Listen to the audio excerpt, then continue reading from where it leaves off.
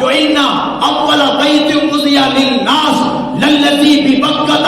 مبارکہ، اس مکہ کی مبارک جگہ سے امام الانبیاء کو نکال دیا گیا تھا، اور مکہ کی سرزمین پہ میرے محبوب کے پاکیزہ جسم پہ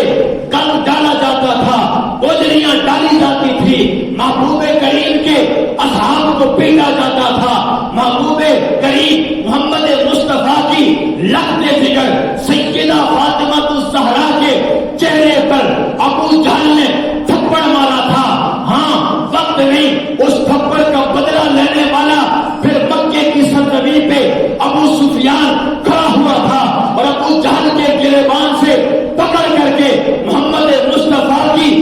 جو بیٹی سیدہ فاطمہ الزہرا خاتون جنت، جنت کی عورتوں کی سردار کو بلا کر کے کہا تھا، یہ ابو جہل